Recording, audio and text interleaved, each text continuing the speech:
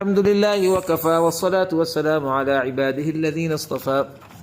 اچھا جی، تفصیل عقد الدرر، اس کا نام کیا ہے جی؟ تفصیل عقد الدرر کا میں نے آپ کا گروپ بنا ہوا ہے، تفصیل عقد اس کا اشرح نافیہ کا، اس میں ایک کتاب بھیجی ہے 2 دن پہلے نئی، اس کا نام ہے بذل الجہد۔ اس کو ذرا کھولو، اس کا نام نیچے کیا لکھا ہوا ہے دیکھو، اس کا نام میں لکھا ہوا ہے بذل الجہد فی تفصیل عقد درر ابن بری فی نشر طرق المدن الاشری، یہ نام لکھا ہوا پیچھے، نام ہے یہی، ابن غازی نے جو نام رکھا ہے اس کتاب کا وہ کیا ہے؟ وہ یہی ہے، تفصیل عقد درر ابن بری فی نشر طرق المدن مدن الاشری، یہ اس کتاب کا نام ہے بھائی۔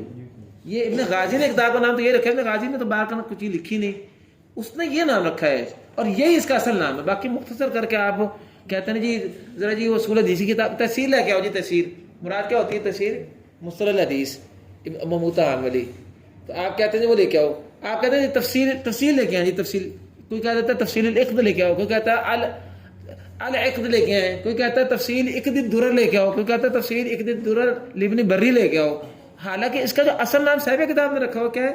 تفصیل عقد درر ابن بری فی نشر طرق المدنی العشری۔ چلیں یہاں تک ہم پہنچے تھے، تو اس کتاب کے ٹوٹل اشعار ہیں 139، اور یہ آپ کے مقدمہ جزیہ کے کتنے اشعار ہیں؟ 108۔ تو بہرحال یہ اصل میں چلیں فلکو، اچھا جی آج نا یہ منہج بتائیں گے، آج کیا کریں گے؟ منہج بتائیں گے۔ آپ کو بتاؤ درہ آپ نے پڑھی تو مقدمے میں انہوں نے منہج بتا دیا تھا کہ میں احکام بیان میں ہمارا انداز کیا ہوگا، تو کتاب کی مصطلحات کا بیان شروع ہو رہا ہے، تو کہتے ہیں فَالْكُلُّ إِن سَكَتْتُ فِي مَا أَطْلَقَ أَوْ عَمَّ أَوْ عَزَالَهُ كَاتَّفَقَا۔ یہ پہلی بات کی، کہتے ہیں سارے قاری ہی مراد ہوں گے، سارے قاری ہی مراد ہوں گے، ان قراء اشرا سارے ہی مراد ہوں گے۔ ان سکت، اگر میں خاموش ہو گیا، فی ما اطلقا او عم او عزالہ، 3 صورتوں میں سارے قاری مراد ہوں گے۔ اگر میں بات کر کے خاموش ہو گیا، کیا بات کر کے؟ یہ 3 باتیں کر کے، یا تو میں نے کسی کا بات میں بات بیان کی اور اطلاق رکھا، کوئی تحدید نہ کی، تو پھر کیا مراد ہوگا؟ اطلاق کس کے لیے؟ ساروں کے لیے۔ ایک تو اس صورت میں اطلاق مراد ہوگا، سارے مراد ہوں گے۔ اگر میں خاموش ہو گیا فیما، اس سلسلے میں اطلق، جہاں اطلاق کا معاملہ ہوا، ٹھیک ہے، ایک تو یہ معاملہ ہے، تب سارے مراد ہوں گے۔ او عم، ہاں جی، عام کیا ہوتا ہے؟ عام یہ ہوتا ہے کہ صیغہ ایسے لے کے آنا جو کہ ساروں کو شامل ہو، جیسے جاء الناس یا جاء الکل، جاء کل الناس، یہ الف لام استغراقی ہوتا ہے نا، والعصر ان الانسان لفی خسر، تو کہتے ہیں کہ ان کل الانسان، یا آج جاء الکل، اگر بولیں قرأ الکل تو یہ کیا ہے؟ یہ صیغہ عام ہے، تو اس صورت میں بھی فالکل مراد ہوگا۔ قرأ الجمیع اگر لفظ آ جائے تو یہ صیغہ کیا ہے؟ عام کا۔ تو یہ کہہ رہے ہیں، کہتے ہیں سارے قاری مراد ہوں گے اگر میں خاموش ہو گیا اس سلسلے میں اطلقا، جہاں اطلاق کا معاملہ ہوا، او عما، یا عموم کا معاملہ ہوا، او عزالہ، یا میں نے وہاں عزو الطرق، آپ جو طلبہ باز پڑھ رہے ہیں مجھ سے آج کل، تو عزو الطرق کہتے ہیں، عزو کہتے ہیں منسوب کرنے کو، عزو کہتے ہیں منسوب کرنے کو۔ جیسے یہ سکتہ جو ہے، سکتہ بین السورتین جو ہے یعقوب کے لیے کن کن کتابوں سے ہے؟ سکتہ بین السورتین یعقوب کے لیے کن کی کتابوں سے؟ ہم مثلا کہیں گے کہ یہ مصباح سے ہے، ہم کہیں گے مستنیر سے ہے، ہم کہیں گے غایہ سے ہے، یہ ہم کیا کر رہے ہیں؟ منسوب کر رہے ہیں۔ تو عزا کا معنی منسوب کرنا، عزوتو کا معنی کہ میں نے منسوب کیا، یا بیٹا آپ ادھر پیچھے ہو جائیں، میں نے منسوب کیا اور آپ آگے ہو جائے، مجھے پیچھے ہوا ہوا ہے، زیان آگے ہو جائے بیٹا۔ تو ہاں جی، تو کہتے ہیں یا میں کسی جگہ پر لفظ منسوب کر کے بولوں، جیسے منسوب کرنے کی شکل کیا ہے؟ کا اتفقا، جیسے میں لفظ بولوں اتفق القراء، اب یہ اتفاق کا لفظ نہ اطلاق ہے نہ یہ جو ہے عموم کا صیغہ ہے، لیکن لفظ اتفاق کہہ کے میں نے بات بیان کر دی، یا میں نے کسی جگہ پہ اتفاق کا لفظ بول کر اس کی طرف منسوب کر دی بات کو، کیا مطلب؟ کہ متفقہ طور پر ساروں نے یوں پڑھا، تو یہ ازالہ اتفاقہ ہے وزن شعری ویسے، چونکہ پیچھے اطلقہ آ گیا تھا. آپ کی کیا کیوں نہیں ہے بھائی، وہ سب قافیہ جوڑ رہے ہیں. تو مراد ہے 3 شکلیں ہیں، ویسے 3 ہیں، اندر کی 2 ہی ہیں بھائی، اندر کی 2 ہی ہیں، تیسری خامخواہ بن رہی ہے. او ازالہ ہو، یا کہیں جو ہے منسوب کیا، یا کہیں انہوں نے منسوب کیا، انہوں نے مراد وہ خود ہی ہیں، انہوں نے منسوب کیا کسی قاری کے لیے کوئی اختلاف یا سارے قاری کے لیے اختلاف، جیسے کہ لفظ اتفاقہ بول کے منسوب کیا. ہاں تو ویسے یہ اتفاق کا انداز ہے نا، یہ اس میں ہی آ جاتا ہے عموم میں ہی، متفق ہو گئے. اتفاق القرآن اگر بول دیں گے تو اس صورت میں سارے قاری مراد ہوں گے. تو ویسے بات سیدھی سی، ویسے نہ بھی شیر لاتے یہ بات سمجھ جاتی ہے. اس میں لیکن ایک بات تھی جو سمجھ شاید نہ آتی، وہ یہ تھا کہ اگر کسی جگہ پہ بات بیان کر کے کوئی بات بیان ہی نہ کریں، اطلاق کا جو انداز ہے، یہ آپ کو پتا نا شادی کے میں قرات نکالنے کا انداز اطلاق بھی ہوتا ہے کہ لفظ بیان کیا، آگے اختلاف میں تفصیل کوئی بیان نہیں کی تو وہ خود بخود اس میں پھر رفع نصب میں سے رفع مراد ہوتا ہے. تو اطلاق کا والا انداز ہے نا، کسی جگہ پہ اگر میں اختلاف بیان کروں اور نام کوئی نہ لوں تو پھر آپ نے کیا کرنا ہے، سارے کو لیے ڈال دیں. یہ ایک بات ہے، یہ بات تھی ویسے سمجھ میری. اور باقی جو عموم والی بات ہے یا اتفاق والی بات ہے، یہ تو ویسی واضح ہے کہ جب آئے گا جا قرأ الجمیع یا قرأ اتفق القراء تو پھر مراد سارے ہوں گے.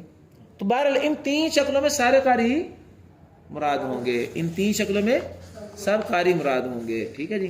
اچھا اب یہ ہے کہ سب قاری مراد نہیں ہوں گے، کب؟ وہ اگلے شعر میں واحد، اور کوئی ایک مراد ہوگا، من کل طرقہ انفرد، اس کے تمام طرق سے جب وہ منفرد ہو. واحد من کل طرقہ انفرد، اور ایک قاری مراد ہوگا اگر وہ ان تمام، یہ تمام طرق سے قرآن اشرہ ہے مراد، یہ نہیں قرآن اشرہ میں سے اگر کوئی ایک قاری منفرد ہو تو ایک کب مراد ہوگا، یہ آگے شکل اس کی آ رہی ہے. ان خصہ، پیچھے تھا عمہ، اگر عمہ کا صیغہ آپ کو پتا نا، آپ اصول فقہ اثر پڑھتے ہیں، ایک ہوتا ہے عام اور عام کی ضد کیا ہے، خاص. ٹھیک ہے نا.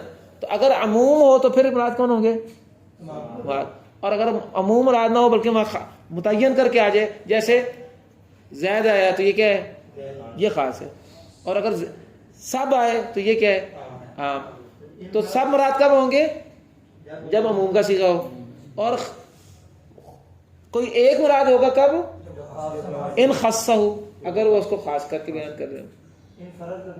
ہاں وہ ایسے بھائی کافیہ جوڑا ہوا بھائی، انفرد آگے کیا، معتمد، کافی جوڑنے ہیں نا بھائی، شعروں کا مزاج ہے. کہنا یہ چاہتا ہے کہ کوئی ایک قاری مراد ہوگا من کل طرق ہی، اشرا نافیہ کے سب طرق میں سے، انفرد جب وہ قاری منفرد ہو، جب وہ قاری منفرد ہو، اکیلا ہوا ہو. کیسے کہ اس کو خاص کر کے بیان کیا ہو. ٹھیک ہے نا، بس بات ختم ہو گئی، یہاں لائن لگا دیں. ایک بات ہماری پوری ہو گئی، ہماری ایک بات پوری ہوگی. وہ بات کیا ہے، نہیں منہج میں ایک بات پوری ہوگی. وہ کیا بات ہے کہ اگر کسی کا اختلاف ساروں کا ہوگا تو یا اطلاق سے یا صیغہ عام لا کے یا لفظ اتفاق بول کے بیان کر دیں گے. اور اگر وہ قاری کو ایک مراد ہوگا تو پھر اس کے لیے جو ہے نا وہ خاص لفظ لے کے آئیں گے. بڑی سادی سی بات ہے. یہ بات بھی ویسے نہ بتاتے تب بھی واضح تھی. جب کہیں گے کہ آج مروزی نے یوں پڑھا تو آپ یہی سمجھیں گے مروزی نے پڑھا، باقی نہیں پڑھا، بات سمجھ آ ہی رہی ہے. تو یہ ایک بات ہو گئی منہج میں. اب دوسری بات منہج میں بیان کرنے لگے ہیں، وہ میں نے زبانی بھی آپ کو بتائی ہوئی ہے، اوپر دوبارہ زبانی بیان کر دیتا ہوں، پھر کتاب سے پڑھ دیتا ہوں. وہ کیا ہے کہ کتاب تفسیر اقد الدرر کی اصل کتاب کون سی ہے، الدرر اللوامع. درر اللوامع میں کتنی قراتیں ہیں، روایتیں 2 ہیں. کون سی، قالون اور ورش. اس میں ایک تو مسیبی اور جعفری کوئی نہیں ہے. نمبر تو قالون اور ورش بھی 3 طرق سے نہیں ہے، ایک طرق سے. وہ کون سا طریقہ، قالون کا منشیت ہے اور ورش کا ازرق ہے. اور یہ وہی 2 طریقے جو کہ شاطبیہ میں طریقے ہیں. اس لیے ہم درر اللوامع نہیں پڑھ رہے. وہ آپ سمجھ لیں کہ جو بات درر اللوامع میں وہ شاطبی والی ہوگی. بس شاطبی تو آپ نے پڑھی ہوئی ہے نا. مغاربہ میں عام طور پہ جو اشرا صغیر پڑھتے ہیں نا، اشرا صغیر پہلے وہ پڑھتے ہیں، اشرا کبیر بعد میں پڑھتے ہیں. تو اشرا کبیر میں شاطبی آتی ہے نا. تو چونکہ وہ شاطبی پہلے پڑھی نہیں ہوتی تو اس لیے وہ کیا کرتے ہیں کہ اچھا تجوید کی کتاب ہے درر اللوامع، وہ تجوید کی کتاب ہے. ان کے یہاں جو عام رائج ہے نا، ذرا ذہن رکھو، میری بات سنیں، جو قراتیں عام رائج ہیں وہ کون سی ہیں، وہ یہ قالون اور ورش، منشیت اور ازرق کے طریق سے رائج ہے، شاطبی والی، یہ عام رائج ہے. ان کے قراء جو ہے نا وہ اہل فن میں رائج ہو، تو ان کے یہاں ورش بھی چلتا ہے، قالون بھی چلتا ہے. تو اس کے لیے بطور تجوید وہ کتاب کون سی پڑھتے ہیں، درر اللوامع. آپ کون سی پڑھتے ہیں، حفظ کی تجوید میں آپ کون سے پڑھتے ہیں؟ مقدمہ درجیہ. تو جو آپ کے یہاں مقدمہ درجے کا مقام ہے نا وہ مغاربہ کے یہاں درالعلوم کا مقام ہے, اور وہ تجوید کی کتاب ہے, اس میں مخارج صفات ساری باتیں آئی ہیں. البتہ اس میں ورش کے اور قانون کے مخصوص مسائل بھی آ گئے ہیں, جیسے آپ کے یہاں حفظ کی تجوید میں حفظ کے مخصوص مسائل بھی آ جاتے ہیں کہ فما آتان اللہ پہ اوقن دونوں وجہ ہیں جی, سلاسلہ پہ دونوں وجہ ہیں, قواریر دوسرا, تجوید کی کتاب میں ساری باتیں آتی ہیں نا. تو الدرالعلوم میں وہ پہلے پڑھتے ہیں ضرور. کیوں؟ کیونکہ ایک تو ان کی تجوید کی کتاب ہے وہ, نمبر دو اگر اس کے بعد انہوں نے اشرا نافیہ پڑھنی ہو, وہ ان کے تمام لوگوں کا علم نہیں ہے, ان کے خواص قرہ کا علم ہے, تو پھر وہ درالعلوم میں پڑھی نہ ہو تو آپ تفصیل ایک دو ضرور پڑھ نہیں سکتے. لیکن ہمارا مسئلہ یہ نہیں ہے, ہم نے تو شادی پڑھی ہوئی ہے نا. اگر پہلے آپ اشرا کبیر پڑھیں پھر اشرا نافیہ پڑھیں تو پھر تو آپ کو پھر آپ کو ضرورت ہی کوئی نہیں. وہ جو کہ پہلے اشرا نہیں پڑھتے وہ پہلے اشرا صغیر پڑھتے ہیں پھر اشرا کبیر پڑھتے ہیں, اس لیے ان کو درالعلوم میں پڑھے بغیر گزارا نہیں. ہمیں درالعلوم پڑھے بغیر گزارا ہو جاتا ہے. اس کے باوجود میں نے الحمدللہ پھر بھی پڑھی ہے, آپ کو بھی اللہ توفیق دے کہ آپ بھی محنت کریں. چلیں بہرحال, تو یہ بتایا کیا تھا آپ کو, میں نے یہ بتایا تھا کہ جو بات درالعلوم میں ہوگی اس کو دوبارہ بیان نہیں کریں گے بس, ٹھیک ہے نا, بس یہی بات اب بیان کر رہے ہیں. اور اس بارے میں یہاں جو بات کہی ہے یہ دو جگہ بات کہی ہے, کہ یہاں بھی کہ آگے جائے کا ہے, یہاں کہا ہے کہ ولم اخالف, یہ تو ویسے وزن شرعی ہے نا جی. ویسے ایک میں ٹھہرے ہیں, وہ جو بات میں کہنے کا تو وہ بات آگے آ رہی ہے, وہ غلطی سے میں نے آپ کو تشریح کر دی. ویسے تفسیر میں نے یہاں کر دیا آپ کو. تو کہتے ہیں ولم اخالف ما اعتمد, ولم اخالف ما اعتمد, یہ ویسی بات کہی ہے. کیا مطلب کہتا ہے, اور یہ جو پیچھے بات آئی تھی نا کل اور جوز کی وسیع, آپ نے لائن لگا دی, لائن ہٹا دیں, غلطی سے میں لگا دی, یہ لائن ہٹا دیں. ولم اخالف ما اعتمد کا ہوتا ہے اور میں اختلاف نہیں کروں گا اس معاملے سے جو معتمد ہو, یعنی جو مضبوط بات ہے اس کے مخالف بات نہیں کروں گا, یہ صرف وزن شعری ہے. اور جو مضبوط بات ہو جس پر اعتماد ہو اس کی میں مخالفت نہیں کروں گا, یہ وزن شعری ہے صرف. ٹھیک ہے جی, بس یہ ابھی ایک بات یہاں پوری ہوئی ہے دو شعروں میں, ٹھیک ہے نا.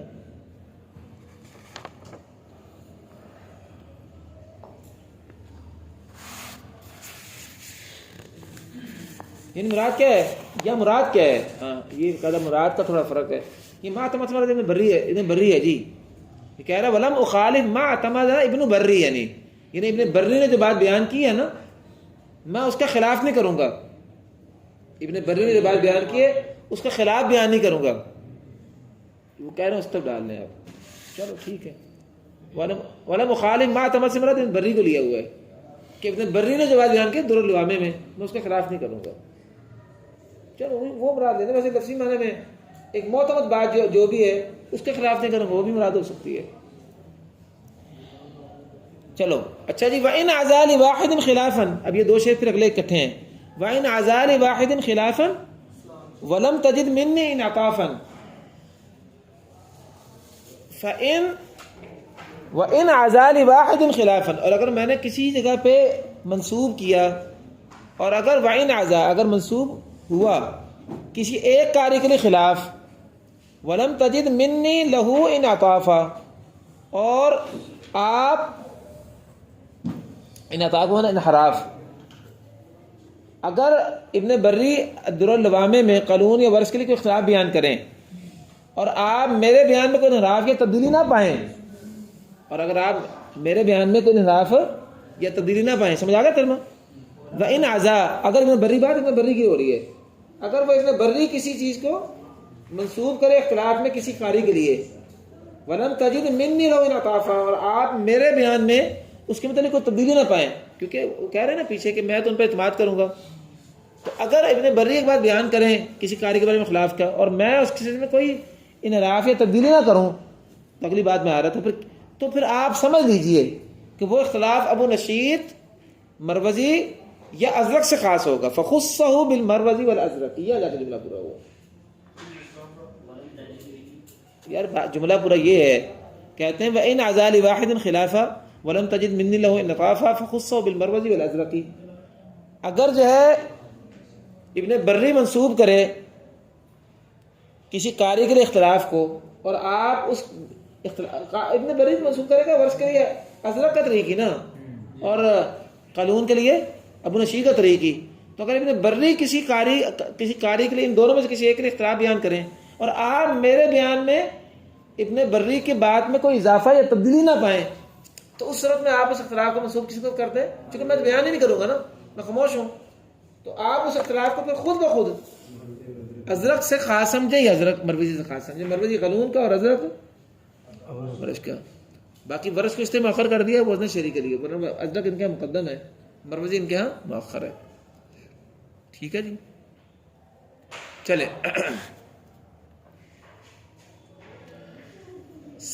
سکت او ذکرتہ، سکت او ذکرتہ، سکت او ذکرتہ برابر ہے کہ میں نے کسی کو بیان کرنے میں سکوت کا انداز اختیار کیا ہو یا باقاعدہ بول کر اس اختلاف کو پیش کیا ہو.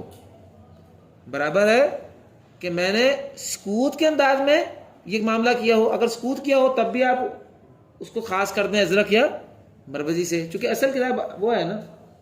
برابر ہے کہ میں نے سکوت کا انداز اختیار کیا ہو، او ذکرتہ یا میں نے بول کر جو ہے ذکر کر کے اختلاف بیان کیا ہو، او من بقی یا میں نے من بقی کا انداز اختیار کیا ہو، یعنی کسی کا بھی اختلاف بیان کیا مثلا جعفری کے لیے اور مسیبی کے لیے، اور کہہ دیا کہ اب جو باقی ہیں ان کے لیے یہ ہے، اور باقی میں ازرق اور قلون آتے ہوں تو اس اختلاف کو آپ آٹومیٹک مروزی اور ازرق کے لیے خاص سمجھیں. دوبارہ شیخ دونوں کو تم سنیں. وَإِنْ عَزَا، اور اگر ابن بری کسی ایک قاری کے اختلاف کو بیان کریں اور آپ میرے بیان میں کوئی تبدیلی نہ پائیں، میں لفظی ترجمہ کر رہا ہوں، تو آپ اس اختلاف کو مروزی اور ازرق سے خاص کر دیجیے. امر ہے، برابر ہے کہ میں سکوت کے انداز میں بات کر رہا ہوں یا میں وضاحت کے ساتھ ذکر کر رہا ہوں اس بات کو، یعنی ایک انداز سکوت کا ایک بات بیان کرنے کی ہے، اور یا یہ کہ میں من بقی کہہ کر بات کو بیان کر رہا ہوں. تینوں صورتوں میں آپ نے اس اختلاف کو جب کہ ابن بری سے میں نے انحراف نہ کیا ہو تو اس صورت میں آپ نے اس اختلاف کو کس کی طرف منسوخ کر دینا؟ ازرق اور مروزی کی طرف، ازرق اور مروزی کی طرف. ابھی تو بتایا یا کیا ہوتا ہے بس اوقات جب کہتے ہیں کہ اختلاف ہے مسیبی کا اور پڑھتا ہے جعفری یوں پڑھتا ہے اور باقی یوں پڑھتے ہیں، من بقی باقی، اور جو باقی رہ گئے تو من بقی کا جب انداز ہو، یہ انداز یہ نہیں بھی ایک برابر ہے کہ میں نے سکوت کے ساتھ بات بیان کی ہو یا میں نے ذکر کر کے بات بیان کی ہو یا من بقی کا اسلوب میں بات کی. اب اس کا تو میں یہی کریں، من بقی کا اسلوب میں بات کی. من بقی کا مطلب کیا؟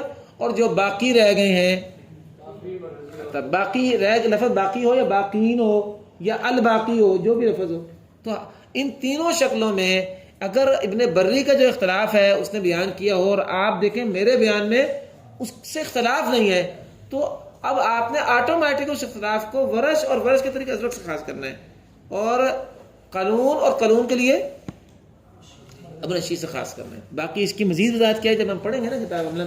میں شعر کو پڑھتے وقت باب شعر یاد رہا ذرا کھولیں شعر پیچھے، اس کی مثالیں جب آئیں گی تب وہاں سے، چونکہ تو کتاب سے پڑھیں گے تو مثالیں آئیں گی نا، کتاب کا انداز بیان کی بات ہو رہی ہے. چلیں اب ختم کر لیں.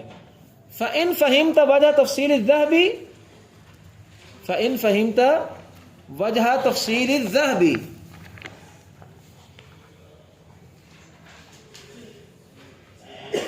لِلدُّرَرِ فَعْمَلًا بِمَفْهُومِ اللَّقَبِ.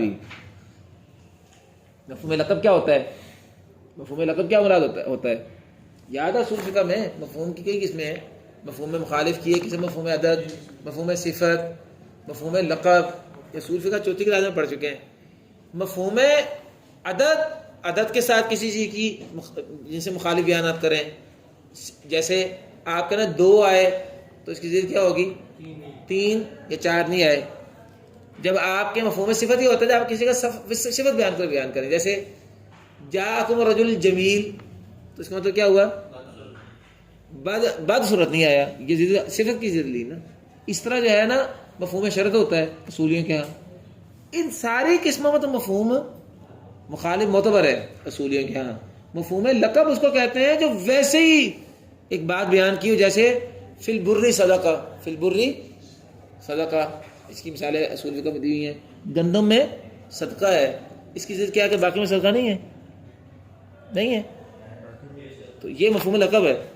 مفہوم لقب مفہوم مخالف کی اس شکل کو کہتے ہیں جو نہ مفہوم عدد ہو، نہ مفہوم صفت ہو، نہ مفہوم شرط ہو. ایک آدھ اور بھی قسم مفہوم مخالف کی، ان ساروں میں مفہوم مخالف مراد لینا معتبر ہوتا ہے.